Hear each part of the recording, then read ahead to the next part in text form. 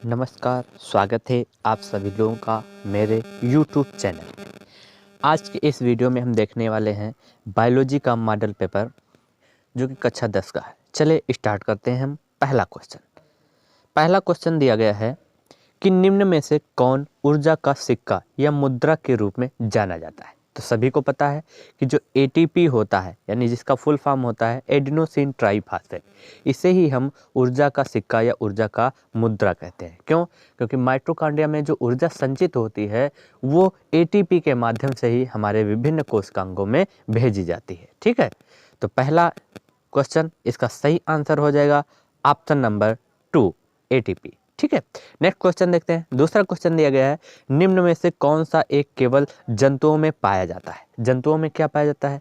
श्वसन की क्रिया होती है, तंत्रिका तंत्र होता है, हार्मोन होते हैं, वृद्धि होती है। मतलब यहाँ पर कहने का मतलब ये है कि कुछ ऐसा है इनमें, ये इन चारों में, जो पादपों और जंतुओं में केवल जंतुओं में ही होता है, जबकि पादपों में नहीं होता है। तो इसका सही आंसर हो जाएगा ऑप्शन नंबर 2, सही हो जाएगा तंत्रिका तंत्र। तंत्रिका तंत्र जो है जंतुओं में होता है लेकिन पादपों में अनुपस्थित होता है। ठीक है, अगला क्वेश्चन है, तीसरा क्वेश्चन है हमारा कि मेंडल ने अपना प्रयोग निम्न में से किस पौधे पर किया था। तो सभी को पता है कि मेंडल ने अपना प्रयोग मटर के पौधे पर किया था। ठीक है, अगर यहाँ पर भी ऑप्शन दे दिया जाए कि किस मटर के पौधे पर किया था, तो बागानी, किस पर? तो बागानी मटर या उद्यान मटर पर इन्होंने अपना प्रयोग किया था। चौथा क्वेश्चन दिया गया है कि निम्नलिखित में से कौन सी एक परत पराबैंगनी किरणों का पृथ्वी पर आने से रोकती है। तो सभी को पता है कि जो सूर्य का प्रकाश होता है उसमें पराबैंगनी किरणें भी होती हैं, और ये जब अगर पृथ्वी पर पहुंच जाती हैं तो ये बहुत ही हानिकारक होती हैं। अगर वनस्पतियों पर पड़ जाएंगी तो ये उसे नष्ट कर देंगी। अगर किसी जंतु के शरीर पर पड़ जाए तो इससे त्वचा का कैंसर, आँखों का मोतियाबिंदु रोग इत्यादि गंभीर और घातक रोग हो सकते हैं। तो ये जो पराबैंगनी किरणें हैं इनको ओजोन परत पाई जाती है हमारे वायुमंडल में, जो कि इन्हें पृथ्वी पर आने से रोकती है। तो सही आंसर हो जाएगा ऑप्शन नंबर 2, ओजोन परत। तो ये रहे हमारे बहुविकल्पी क्वेश्चन। अब आगे देखते हैं अगला क्वेश्चन दिया गया है, खाद्य श्रृंखला से आप क्या समझते हैं। खाद्य श्रृंखला से आप क्या समझते हैं? खाद्य श्रृंखला क्या होती है?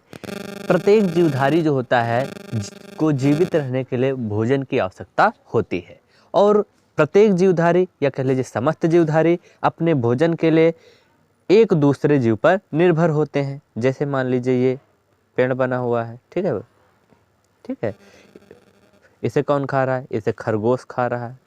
कौन खा रहा है? खरगोश खा रहा है। खरगोश को कौन खा रहा है? खरगोश को कुत्ता खा रहा है।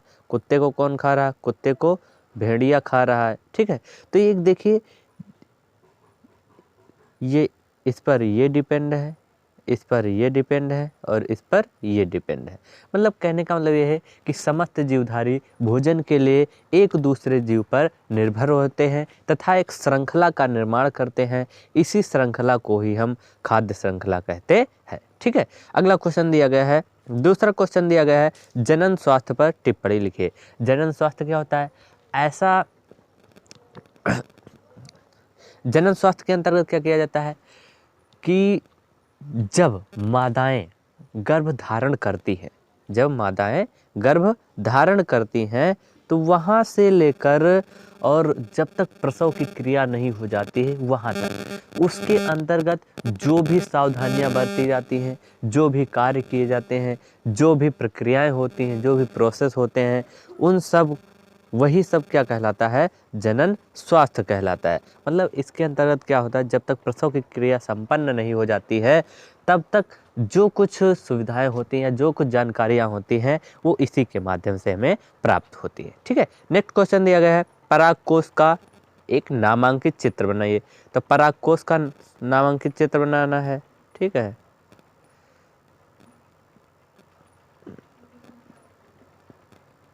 ये ऐसे परागकोश का चित्र बन जाएगा। यहाँ पर ये परागमात्र कोश का हो जाएगी, ये एंथर हो जाएंगे। ठीक है, ये एपिडर्मिस हो जाएगी। ठीक है, ये परागमात्र कोश का हो जाएगी। तो ये इस प्रकार से परागकोश की संरचना बन जाएगी। ठीक है, अगला क्वेश्चन है हमारा, बहुत ही इंपॉर्टेंट है।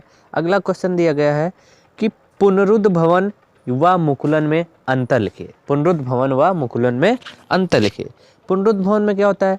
पुनरुद्ध भवन जो है प्लेन एरिया में पाया जाता है। किस में पाया जाता है? प्लेन एरिया में पाया जाता है। इसमें क्या होता है? पुनरुद्ध भवन में क्या होता है कि इसमें एक कोशिका होती है, वो 2 या 2 से अधिक खंडों में टूट जाती है। ठीक है, तो कुछ इस प्रकार की संरचना बन जाएगी। फिर क्या होता है कि प्रत्येक जो खंड होता है वो अपने शरीर की पुनः या अपने शरीर का पुनः निर्माण कर लेता है। मतलब ये पहले जीव 3 खंडों में विभाजित हो जाता है, फिर प्रत्येक खंड से वो अपने पुराने शरीर का निर्माण कर लेता है। इस प्रकार से एक कोशिका से इसमें 3 कोशिकाएं तैयार हो गई। तो इस प्रकार का जो जनन होता है इसे ही हम पुनरुद्ध भवन कहते हैं। जबकि मुकुलन में क्या होता है? मुकुलन में क्या होता है कि इसमें जो कोशिका होती है इसके ऊपर छोटी सी कलिका निकल आती है, जिसे ही हम बड कहते हैं। और इसमें ये जब बड़ी हो जाती है तो इसे मात्र कोशिका से पृथक कर दिया जाता है और 2 कोशिकाओं का निर्माण हो जाता है। तो ये हो गया हमारा मुकुलन। मुकुलन अगर पूछा जाए किस में होता है, तो मुकुलन जो होता है वो ईस्ट में होता है। किस में होता है?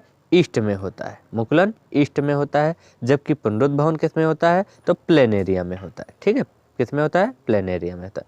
दोनों किसके प्रकार हैं? दोनों अलैंगिक जनन के ही प्रकार होते हैं। नेक्स्ट अगला क्वेश्चन देखते हैं। अगला क्वेश्चन दिया गया है कि मनुष्य में लिंग निर्धारण की प्रक्रिया का वर्णन कीजिए। मनुष्य में लिंग निर्धारण की क्रिया का वर्णन कीजिए। तो मनुष्य में लिंग निर्धारण क्या है? लिंग निर्धारण ऐसी प्रक्रिया जिसके द्वारा नर तथा मादा में विभेद उत्पन्न होता है, इसे ही हम लिंग निर्धारण कहते हैं। मनुष्य में लिंग का निर्धारण 23वीं जोड़ी के गुणसूत्र के द्वारा किया जाता है। किस गुणसूत्र के द्वारा? 23वीं जोड़ी के गुणसूत्र, या जिनको हम लिंगी गुणसूत्र कहते हैं, इनके द्वारा ही लिंग का निर्धारण किया जाता है। अगर मनुष्य की हम बात करें तो मेल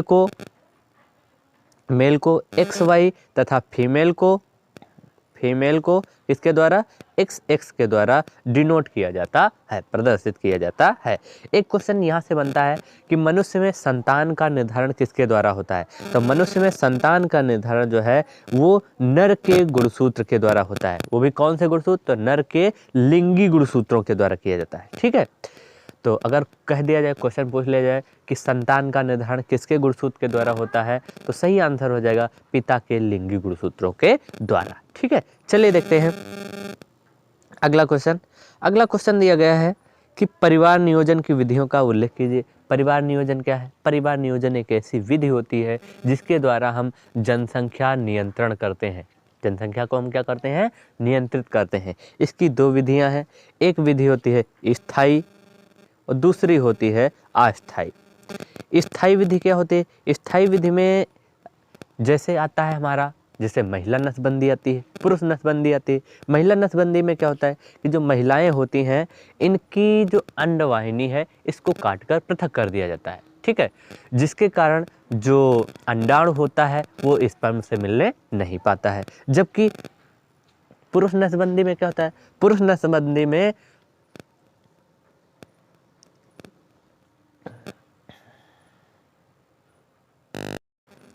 पुरुष नसबंदी में क्या होता है कि जो शुक्र नलिका होती है उससे काट कर टांग दिया जाता है, जिसके कारण स्पर्म बनते तो हैं लेकिन वो पेनिस में नहीं पहुंचने पाते हैं, जिसके कारण ये मादा के शरीर में पहुंचने नहीं पाते हैं। ठीक है, दूसरा है हमारा अस्थायी विधि। अगर अस्थायी विधि की हम बात करें तो अस्थायी विधि के अंतर्गत विभिन्न प्रकार की जैसे दवाइयाँ आती हैं, जैसे गर्भ निरोधक दवाइयाँ होती हैं, जैसे माला डी हो गया तुम्हारा। ठीक है, तो इन सब का यूज किया जाता है। कंडोम का प्रयोग किया जाता है, जिसके द्वारा क्या होता है कि जनसंख्या नियंत्रित हो जाती है। अगला है जैसे आत्मसंयम रखकर, अगर हम सेल्फ कंट्रोल करें तब भी क्या होगा? जनसंख्या हमारी नियंत्रित हो जाएगी। ठीक है, तो ये सब हो गए हमारे परिवार नियोजन के। अगला क्वेश्चन है हमारा कि मानो कि आहार नल का स्वच्छ नामांकित चित्र बनाइए।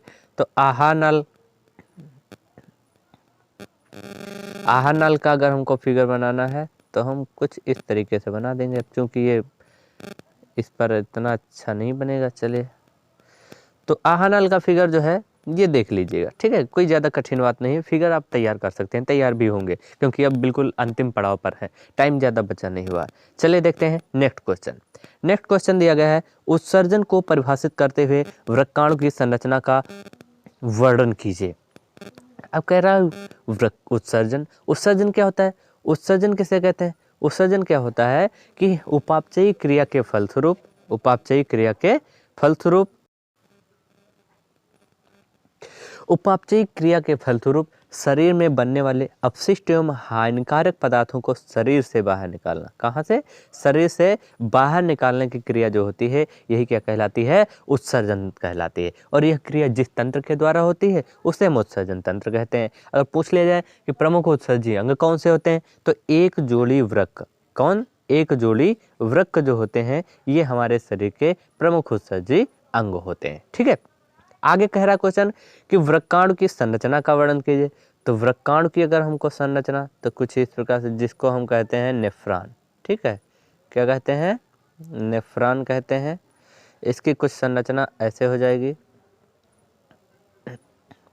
सबसे पहले हमको क्या करना है कि सी बना लेना है, फिर क्या कर देना है ऐसे। ठीक है, अब यहाँ पर हमको कुंडलन दिखा देना है, फिर यहाँ पर हमें यू आकार की संरचना बना देनी है जिसे हम हेनले लूप कहते हैं। फिर यहाँ पर ऊपर एक और कुंडलन दिखा देना है, यहाँ पर हमको कुंडलन दिखा देना है। फिर यहाँ पर हम जो है संग्रह नलिका बना देंगे। ठीक है, तो यहाँ पर ऊपर की तरफ से इसमें अभिवाही धमनी, नीचे की ओर अपवाही धमनी, और इसके अंदर जो जाल बिछा होगा किसका जाल, उसे हम कहते हैं ग्लोमेरुलर जाल। ये क्या है? ये बोमेन संपुट होता है। ये क्या है? समीपस्थ कुंडलित भाग है। ये हेनले लूप है। ये दूरस्थ कुंडलित भाग है और ये संग्रह नलिका होती है। तो अगर हम संरचना की बात करें तो यहाँ से स्टार्ट करेंगे कि प्रत्येक वृक्क नलिका में, अगर वृक्क नलिका की बात की जाए, नेफ्रॉन की बात की जाए, वृक्काणु की बात की जाए, तो वृक्काणु क्या होता है सबसे पहले हमें इसकी परिभाषा बतानी है। तो वृक्कों की संरचनात्मक एवं क्रियात्मक इकाई जो होती है, वृक्कों की संरचनात्मक एवं क्रियात्मक इकाई को नेफ्रॉन कहते हैं, यानी वृक्क नलिका कहते हैं या वृक्काणु कहते हैं। ठीक है, प्रत्येक वृक्क नलिका में इनकी संख्या लगभग 10 लाख होती है। कितनी होती है? मतलब वृक्क कितने होते हैं? किडनी 2 होती हैं और एक वृक्क में इनकी संख्या लगभग 10 लाख होती है। ठीक है, अब चलिए हम बात करते हैं स्ट्रक्चर के बारे में।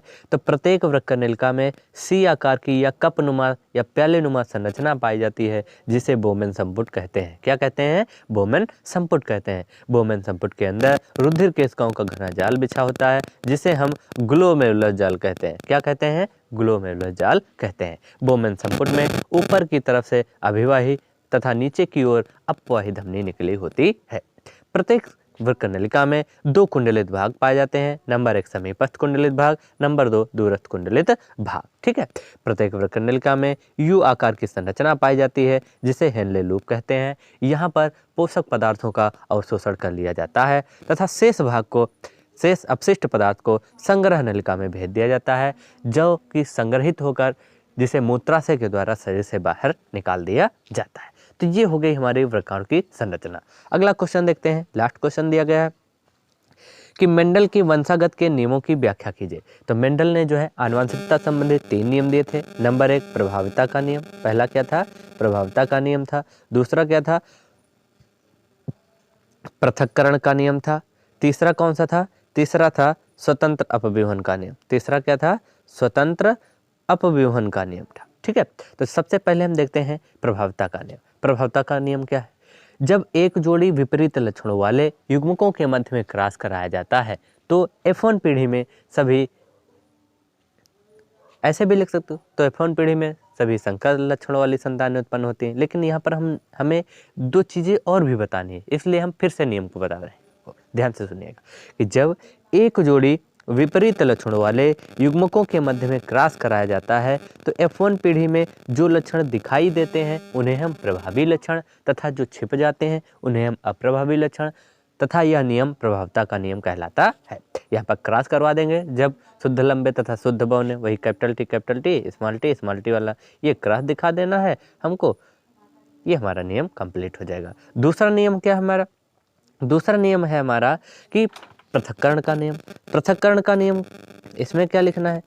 पृथक्करण, इसमें क्या लिखना है? चलिए सुनिए, इसमें भी लक्षणों की संख्या कितनी होती है? 1 जोड़ी होती है। तो लिखेंगे जब एक जोड़ी विपरीत लक्षणों वाले युग्मकों के मध्य में क्रॉस कराया जाता है तो F1 पीढ़ी में सभी संकर लक्षणों वाली संतानें उत्पन्न होती हैं। परंतु जब इनके मध्य पुनः परागण की क्रिया कराई जाती है तो F2 पीढ़ी में सभी युग्मक पृथक हो जाते हैं, इसलिए इसे पृथक्करण का नियम भी कहते हैं। अब हमको जीनोटाइप और फिनोटाइप रेशियो निकाल देना है। जीनोटाइप रेशियो जब हम क्रॉस करवाएंगे तो जीनोटाइप रेशियो आ जाएगा 1:2:1, जबकि फिनोटाइप जो रेशियो होगा वो निकल के आ जाएगा 3:1। ठीक है, ये हो गया हमारा दूसरा नियम। तीसरा नियम क्या दिया गया? तीसरा नियम दिया गया है स्वतंत्र अपव्यूहन का नियम। स्वतंत्र अपव्यूहन का नियम, स्वतंत्र अपव्यूहन के नियम में क्या बता देना है आपको कि इसमें 2 जोड़ी लक्षण होते हैं। कितने होते हैं? दो जोड़ी होते हैं, मतलब वही जो गोल पीला और झुर्रीदार हरा वाला क्रॉस होता है वो इसमें करवाया जाएगा। ठीक है, तो पर नियम हम बता दे रहे हैं। ठीक है, नियम क्या है कि जब 2 जोड़ी विपरीत लक्षणों वाले युग्मकों के मध्य में क्रॉस कराया जाता है तो F1 पीढ़ी में संकर लक्षणों वाली संतानें उत्पन्न होती हैं, परंतु जब इनके मध्य पुनः परागण की क्रिया होती है तो F2 पीढ़ी में, किसमें? F2 पीढ़ी में अप्रभावी जीन का जोड़ा अपना स्वतंत्रता पूर्वक प्रदर्शन कर देता है। यही नियम जो होता है यही क्या कहलाता है? स्वतंत्र अपव्यूहन का नियम कहलाता है। अब इसी में क्रॉस करवा दिया जाएगा कि जब गोल पीले तथा झुर्रीदार हरे पौधे के मध्य में क्रॉस कराया जाता है। ठीक है, तो ये रहा हमारा आज का वीडियो। आशा करता हूं दोस्तों कि आपको वीडियो अच्छा लगा होगा, पसंद आया होगा। अगर आपको समझ में आया है तो प्लीज़ लाइक, शेयर, कमेंट और सब्सक्राइब कर दीजिए जिन्होंने अभी तक मेरे यूट्यूब चैनल को सब्सक्राइब नहीं किया है। धन्यवाद।